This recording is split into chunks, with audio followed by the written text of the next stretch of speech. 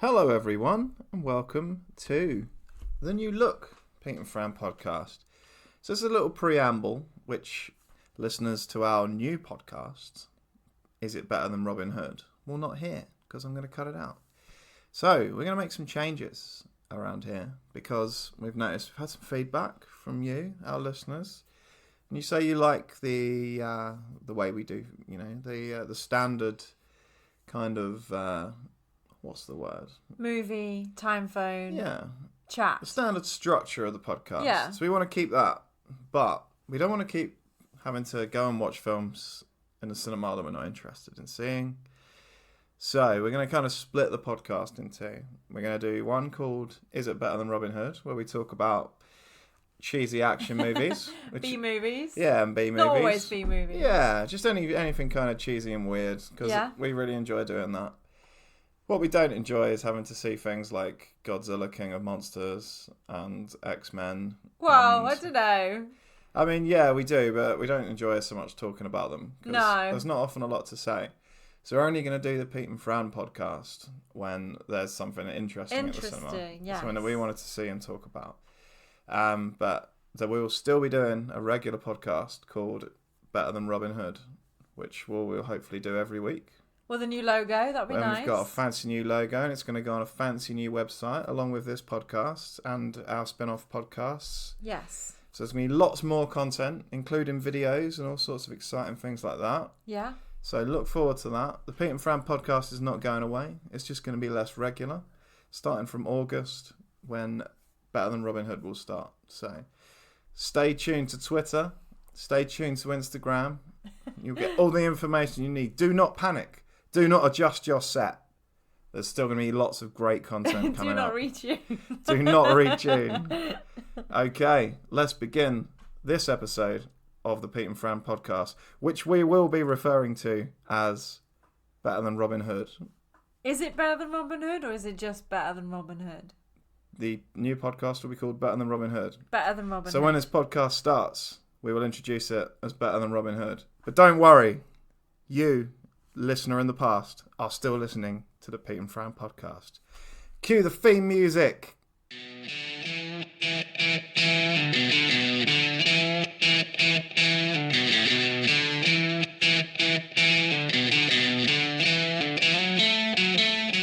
Hello and welcome to Better Than Robin Hood, where I try to discover that distant plane where I discover a film that my wife loves more than Robin Hood, Prince of Thieves. There will never be a film. You say that, but I believe I've already discovered it. I think this might be the shortest run of a podcast ever. What, Roadhouse?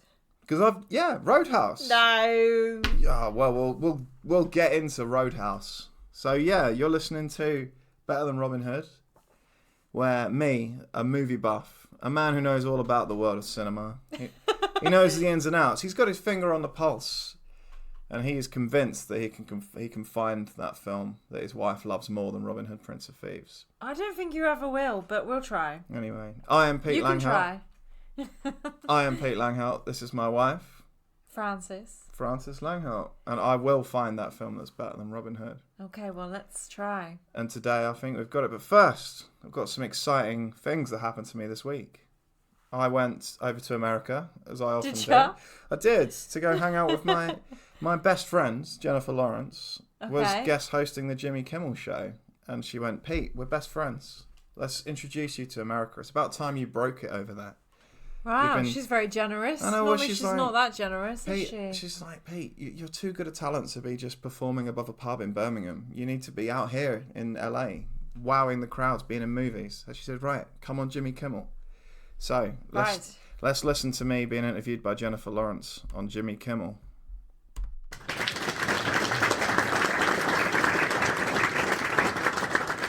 Okay, let's do this. I have been obsessed with our first guest for over a decade in a very, very healthy way. Well, thanks. That's quite surprising, really. But I've been obsessed with you for a really long time. But can you remember the first time we met? Yeah, actually I can. It was after I saw you in the park that time and you had to identify me in court. And then we realised it was all a misunderstanding. and that you'd got me confused with Harvey Weinstein because he looks a bit like me naked. So you apologised, and then we went out for tapas, and then we went to IKEA because I needed a new cupboard for my mum's house. And I remember getting naked in your mom's closet and ordering you to dress me. Yeah, that was weird. Because I only had a handful of women's clothes in my satchel at that time anyway. I get very aggressive when I'm drunk. It's true. Yeah, you made me dress up like a Bavarian shepherd. And then you went into the cafe in IKEA and you were yelling, "Fuck Sweden, Germany rules. Why won't David Lynch cast me?" And you threw meatballs at the staff until you threw up. Wait, what? Okay, I made you something, but I don't know if we have enough time. What should I do? Oh, we've got time. What is it? Oh, that's really nice of you. It's all pictures of you from the set of X-Men. Look, here's you in first class. Look how happy you look there. And then there's you in Days of Future Past. So you look a bit grumpy in that one. Oh, and here's you in Apocalypse. Oh, Christ, you look furious. Oh, and here's the one from Dark Phoenix. And after your death scene. And there's that smile back. Oh, very funny stuff. I know. Remember that time you thought I'd shown you my knob? It was a dildo. Yeah, I keep that in my pants in case I get raped. I didn't notice because it was so white. Well, it's not like I can take it out when I'm sunbathing, is it? So, to move on from dildos, which I don't want to do, well, actually, this is a total side note, but what do you think about Selena getting back together with Justin? I couldn't think of anything I give less of a fuck about. What is the most incorrect rumor you've ever heard of yourself? The rumour I was first man on the moon. That was Ryan Gosling, not me. If you were going to kill a kid, what kid would it be? I'd go back in time and kill Justin Bieber. This is the second time I've tried to attack children tonight. You can't blame yourself for that one you hit with your car. I just think it's sexy. Each to their own, I suppose. I'd better go. It's a great interview, J-Law. Woo!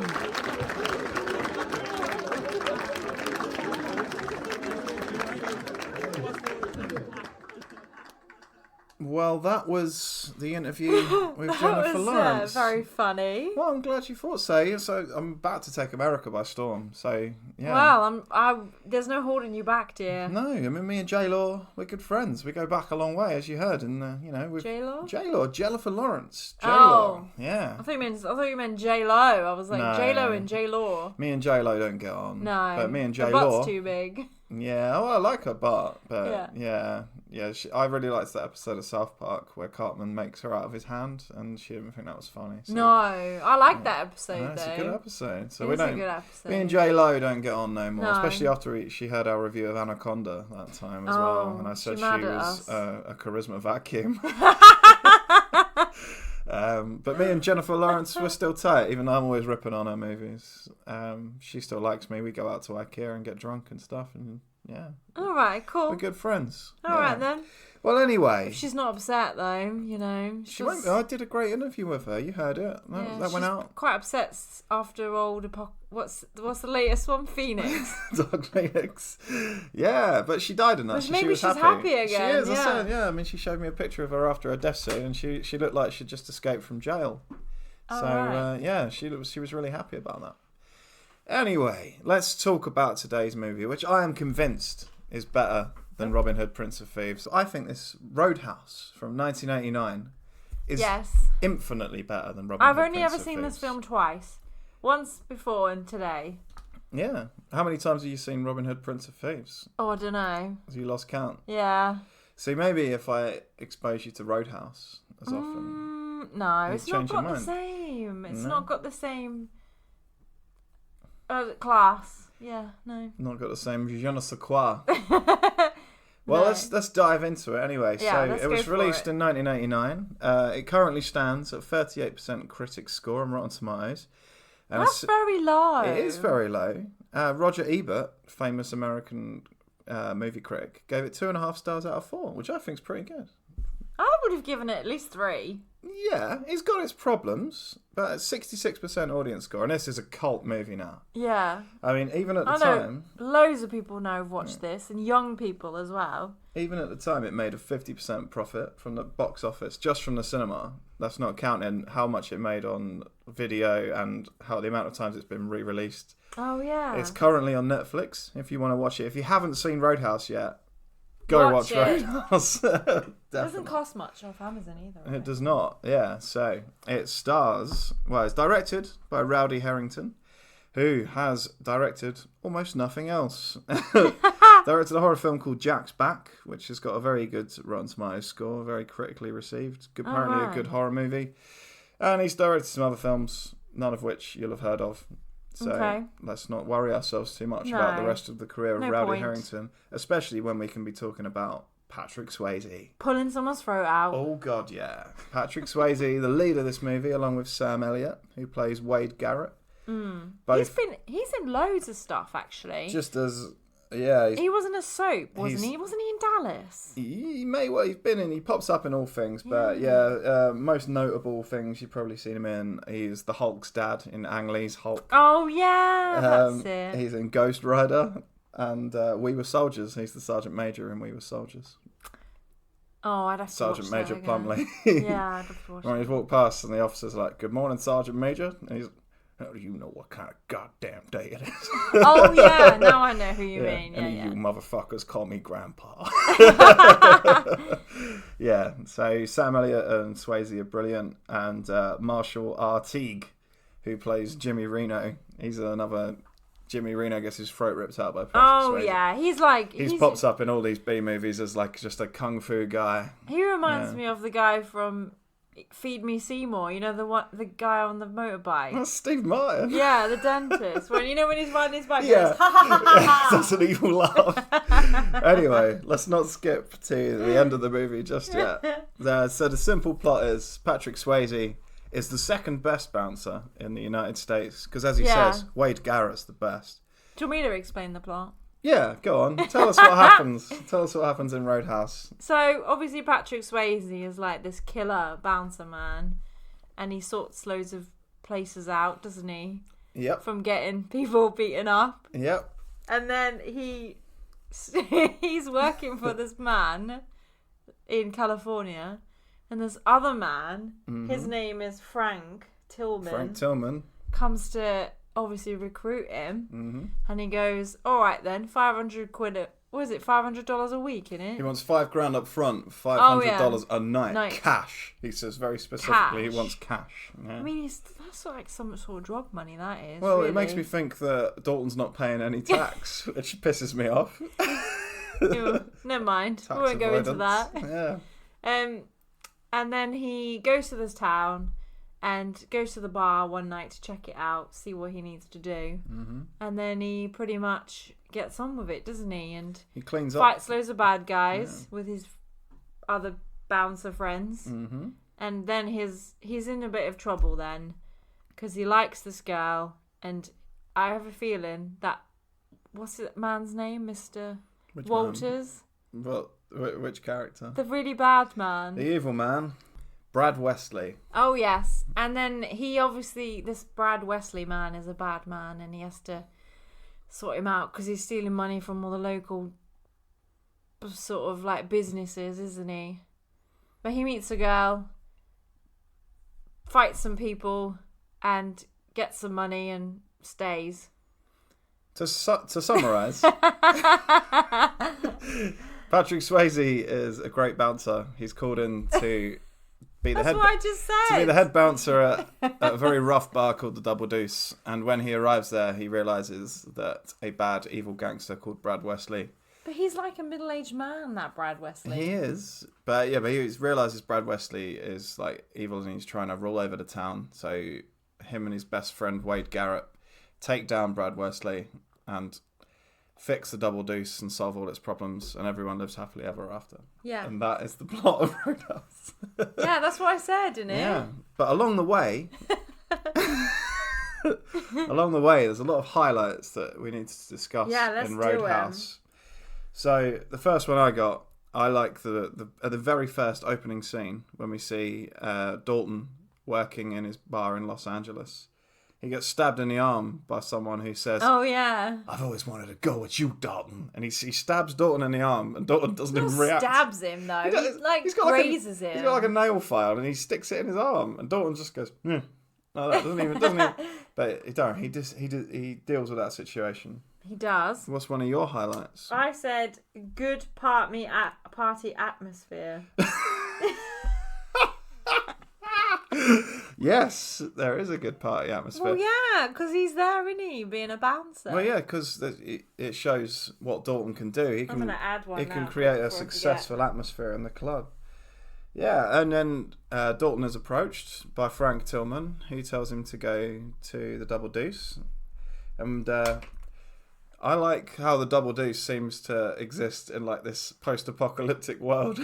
It's like Mad Max in there when he first arrives. Oh, yeah. There's just like, there's glass. People fighting, glasses consistently breaking. Bouncers try and break up fights by picking people up and just holding them in the air. And also, like, the band are, like, behind this mesh. Yeah. Chicken wire. Exactly, because the blind band man might get hit by a flying ball. He might. Yeah. And I like how a fight breaks out in the Double Deuce and Dalton's first visit, because there's, like, this creepy guy who's a giant turns up with his girlfriend. And he says to these two drunks, "Hey, you like my girlfriend's tits? You want to kiss them? It's $10 a tit." And then a man comes up and he's grabbing the titties. And he's having a good old feel, isn't he? And he's like, "Hey, you can kiss them now." He's like, "I don't have $20. And then a massive fight breaks out in which every single bit of furniture in the club is destroyed. Every glass is broken. There's popcorn everywhere. You think, how much furniture must they have got through at the Double Deuce? Maybe they got it from IKEA. So. Well, it didn't look like it held up very well. No offense, IKEA. IKEA's furniture sucks. Yeah, that was a good scene, wasn't it? It was. You got another highlight you want to talk about? Yeah, I've got, you know when Mr. Tillman... Frank Tillman. Yeah. Goes to pick him up and ask him to do his job at his bar. He, like, walks around, like, really creepy. Yeah, he's kind of a creepy guy. He's a creepy fella, isn't he? Yeah, but he's also, like, kind of friendly, and he saves the day at the end. Well, yeah, I suppose. But 3 of them save the day. But Frank Tillman kind of organises the resistance against Brad Wesley. So, really... I thought it was the dad. Although he kind of does that for his own personal gain. He mainly wants to get rid of Brad Wesley so he can make lots of money off his nightclub. So he's not a complete saviour. I also like the bit where Dalton goes to buy a car because he doesn't want his flash Mercedes to be destroyed by angry revellers. And the used car salesman comes out of his office and he looks like... Just a cat.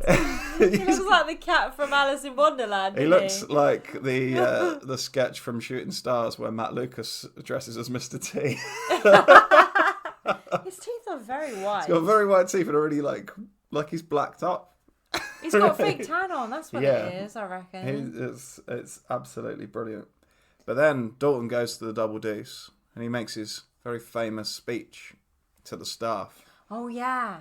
Where he but says... first he gets rid of some people, doesn't he? Well, yeah, he fires the guys that aren't pulling their weight. Yeah. And then he's like, "Okay, I'm in charge around here." And his first rules to the bouncers are always, be nice. Be nice until the time comes to not be nice. And they're like, When's that? How will we know when not to be nice? And he's like, "I'll tell you. Because when the time comes to not be nice, we need to be really not nice." How many times do you want to say not nice? It's the most ham-fisted speech ever, but I've never forgotten every single word of it. It is good. Yeah. I have got a bit here where he's obviously going to drive to this new bar, the Double Deuce. Double Deuce. Mm-hmm. And he gets in his Mercedes, and there is dashboard. Oh yeah, walnut dash. It's got walnut everywhere. dash. Yeah, basically, for those of you who may not have, who may be a bit younger, I like to think we have a youth demographic listening to the podcast. If you wanted a car back in those days, a flash car in the... My granddad had a walnut dash. You needed walnut dashboard made of fake plastic walnut wood. Yeah, because that was the height of sophistication.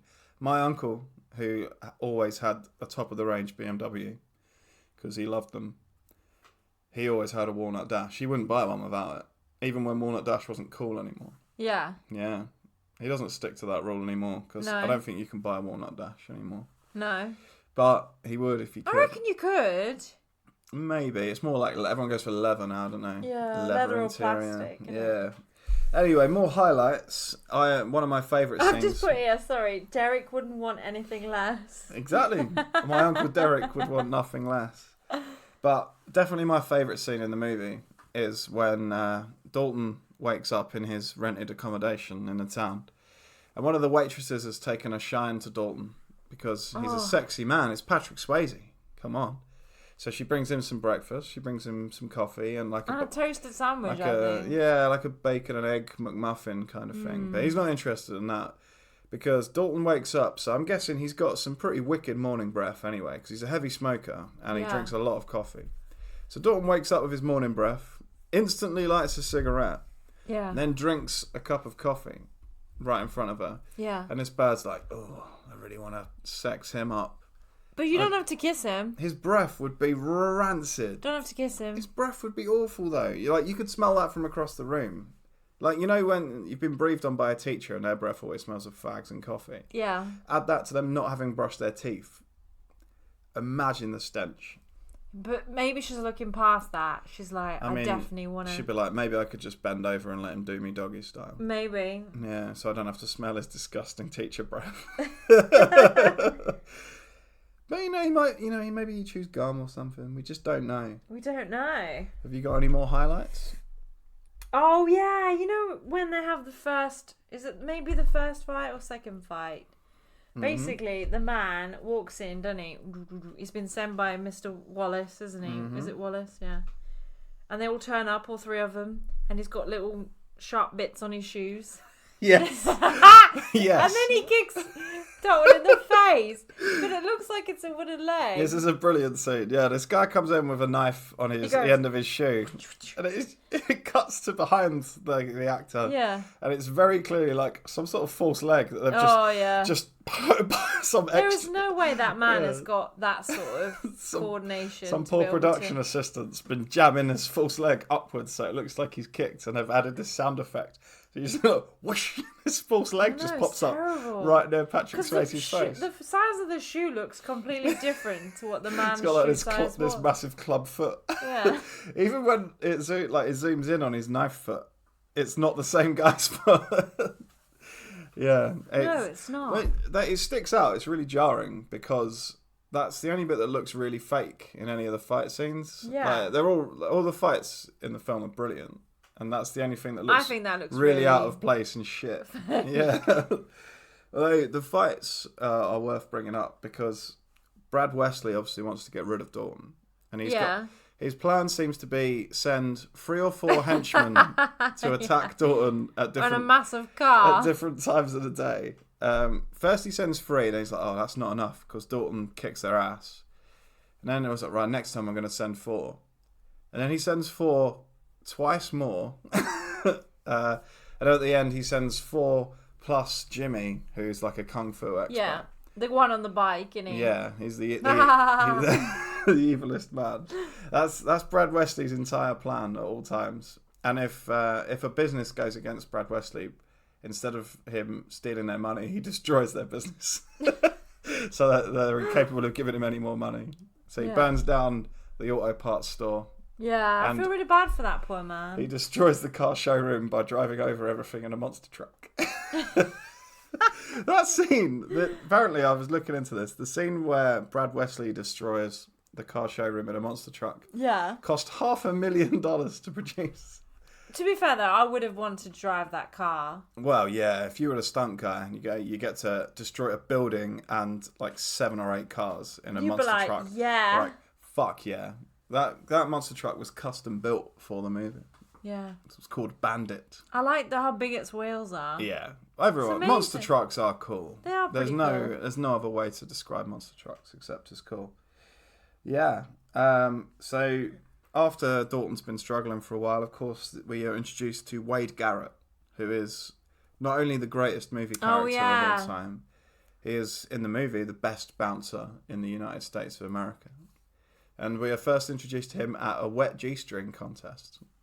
Yeah, where he tells some young army lads he takes to on a quiet whole, down. He's like, hey, army guy. He takes on like a whole platoon of army dudes. He's like, hey, thanks for fighting the commies, but you can't touch the girls. And they're like, yeah, we'll listen to you, Wade Garrett. And then they shoot him with water pistols. They shoot each other with the water pistols. Yeah. They wouldn't dare shoot Wade Garrett. No. I like the bit where he comes and helps Dalton and it's a fist fight, isn't it? And he goes, I ain't gonna show you my dick. Yes. So Dalton's getting beaten up and Wade Garrett arrives to help. Yeah, and one of the henchmen says to Wade Garrett, have you come here to fight? What do you want, dickless? Wade Garrett says, well, I sure as shit ain't gonna show you my dick. There's some truly excellent dialogue in Roadhouse. I do like the dialogue. There's Dalton's speech, there's that line, and then there's when eventually Patrick Swayze has to fight Jimmy at the end before he kills him. Jimmy grabs Patrick Swayze around the neck and says, I used to fuck guys like you in prison. That's what made Patrick Swayze pull his throat out. Yeah, because he didn't want to get fucked like a guy in prison. I mean, who does? I sure as shit don't want to get fucked in prison. So yeah, lots of sex, nudity, explosions, and fighting, and then we reach the end of the movie. And the good people win in the end. Yeah, Patrick Swayze and Jimmy have a fight. Patrick Swayze kills him by ripping his throat out and throwing him in a river. And shouting, Wesley! Fuck you! And then the townspeople all club together and help Patrick Swayze murder Wesley in his house. And then get rid of the weapons in the back of the house. Yeah, Red, who is Patrick Swayze's love interest dad, shoots Wesley in the chest with a shotgun. And then the townspeople all give Red their shotguns. Red moves out of shot for about 5 seconds. 5 seconds. Then the police I'll arrive. just hide these under the sofa.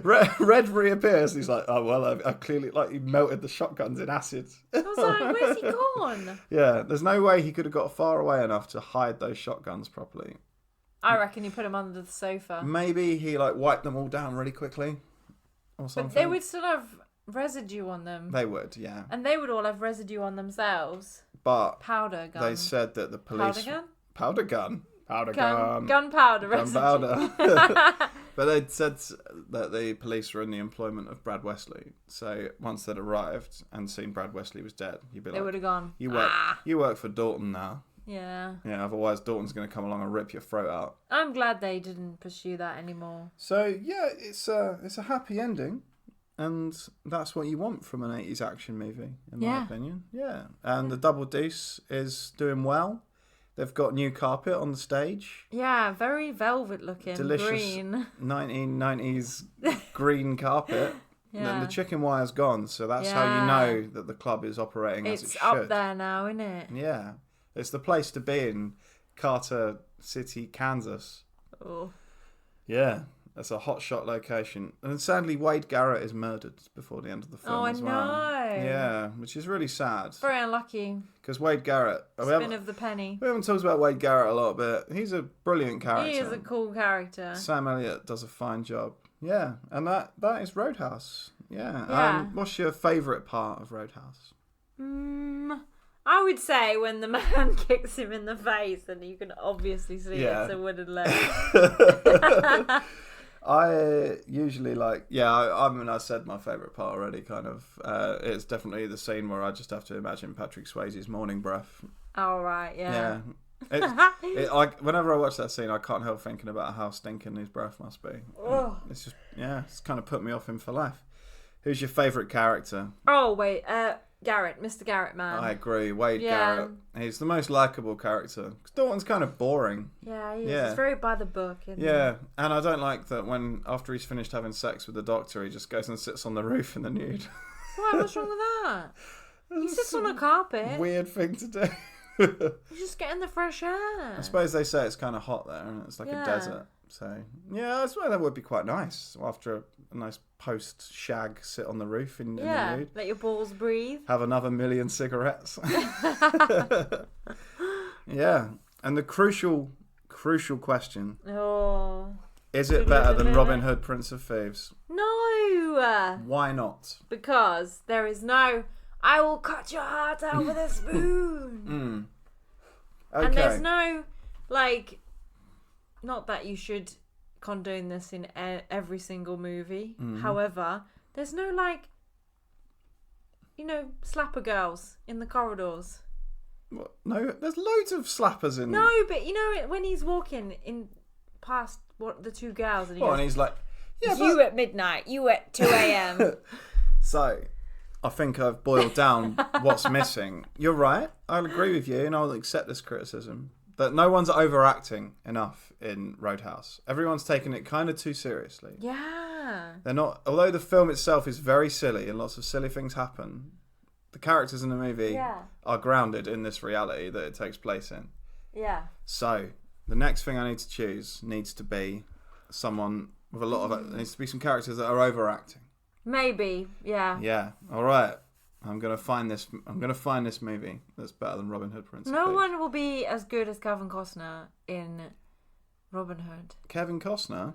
Well, he's not my favourite character, though. No, Alan Rickman's the best thing about Robin Hood, Prince of Thieves. I love Alan Rickman. Yeah. Well, make the stitches small.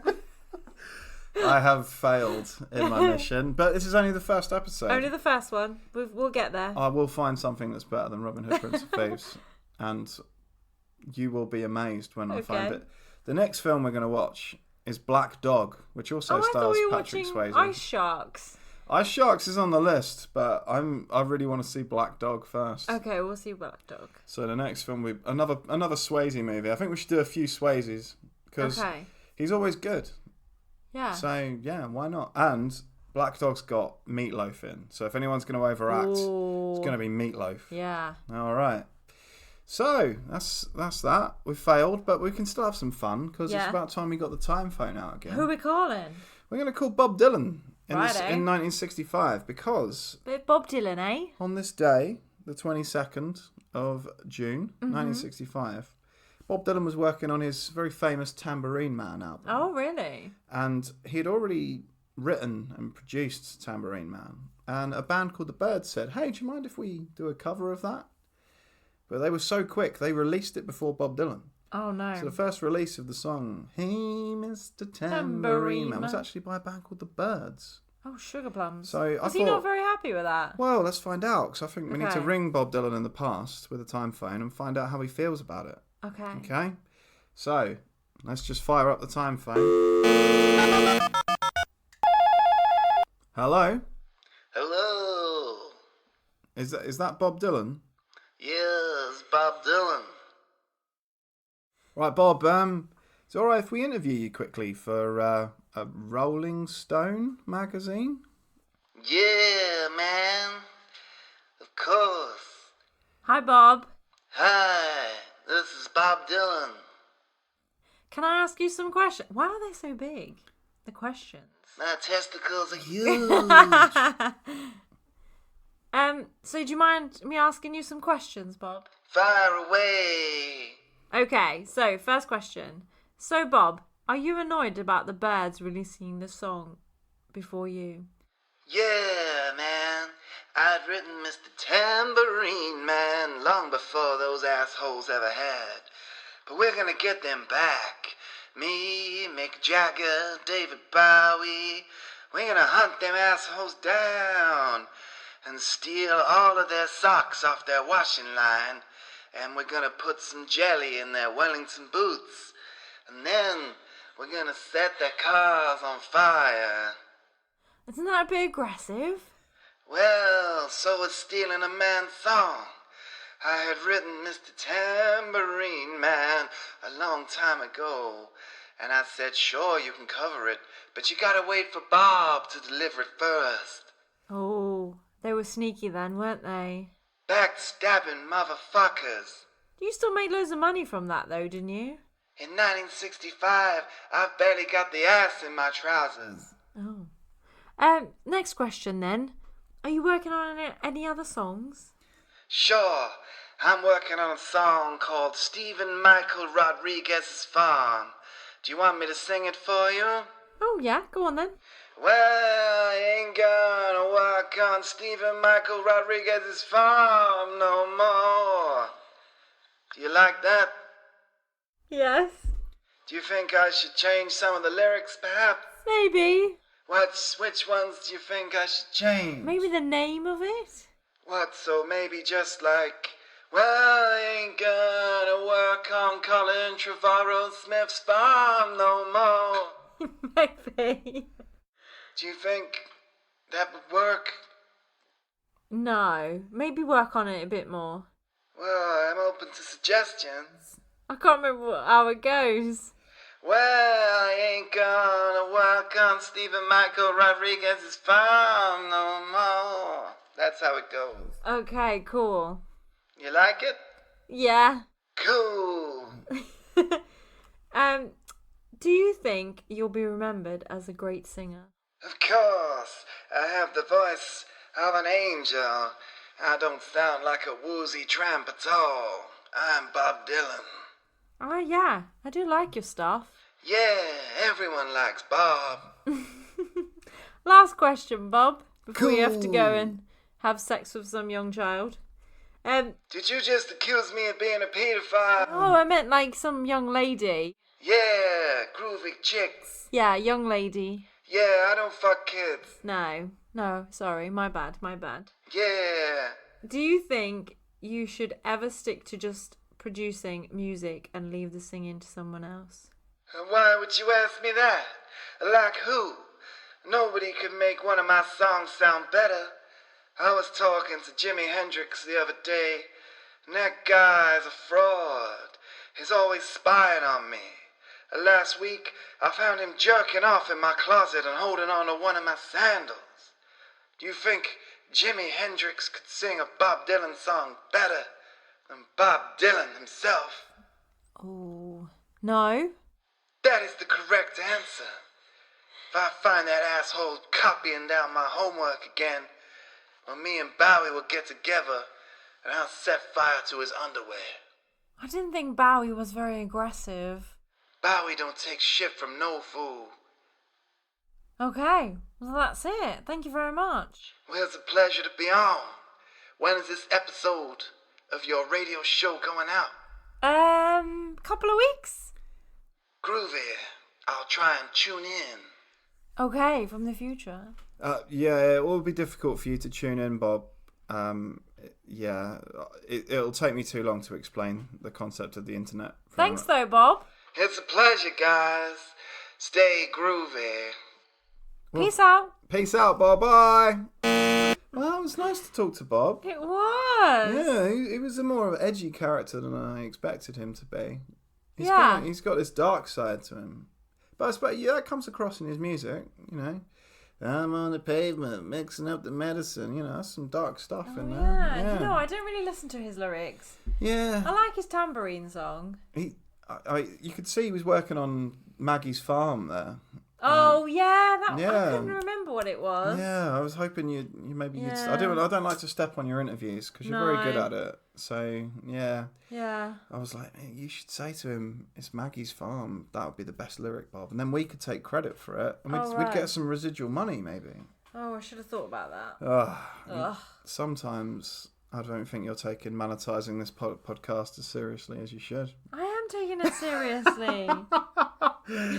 Well, anyway. I will beat you. Off camera. That was the first of our Better Than Robin Hood podcasts. Yes. And I hope you enjoyed it. Yes. Had all the stuff we normally do.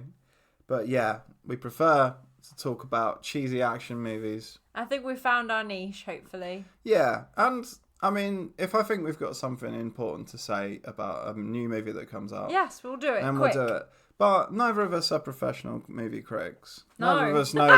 Neither of us know a huge amount about I can't even the world of tell movies. you what's happening half the time. Frank can't even describe plots coherently. So if you think we're the people to listen to for what you should see at the cinema, then I would look elsewhere for that kind of advice. No, don't tell them that. No. Yeah, I would recommend the Kermode and Mayo podcast on 5 Live because Mark Kermode knows what he's talking about. Yeah. And if you want to listen to some B-movie action. If you want to hear us some fun. make some silly jokes about old movies, then this is the place to come. If you want concise... If you want the time phone and listen to a movie, speaking about whether it's better than Robin Hood, then this is the place. Exactly. If you want concise movie analysis, Kermode and Mayo. If you want some silly stuff, Better Than Robin Hood podcast. Yes. So we hope you enjoyed it. If you want to get in touch with us, suggest movies perhaps that are better than Robin Hood, Prince of Thieves, then we will watch them and we will compare them to Robin Hood, Prince of Thieves. You can catch us on Twitter at Pete and Fran Pod, or on Instagram at Pete and Fran Pod. If you want to email in your suggestions. But it's going to be the new thing now. It will, but for now, all right, it's Pete and Fran Pod. Okay. For those of you listening in the future, this whole episode will have different contact information. Ooh. But yeah, for now, that's the contact information. If you want to email in, it's at petelanghelt30@gmail.com, and Langhelt is spelt Lang. Helt. There you go. That's Lang. Helt. Helt. Like BLT. Like BLT, but with an E. Yeah. Big thank you to all the listeners. Thank you. It will be the last episode of Get Ready or Die Cleaning this week as well. Oh, very sad. Yeah, sad. But don't worry. He's going to get caught, isn't he? He's already been caught. Yeah, but you'll have to find out what happens on Wednesday. Okay. But don't worry, because if you want to listen to them back, all of our previous comedy shows that are on this current podcast, they'll be on the new website with all the new content as well. So nothing's going away. If anything, you're getting more stuff. So don't dry those eyes. Don't go changing. Don't adjust your set. It's only getting better from here on out. Yay. Thanks for listening. Goodbye. Bye. Bye. Bye. Bye.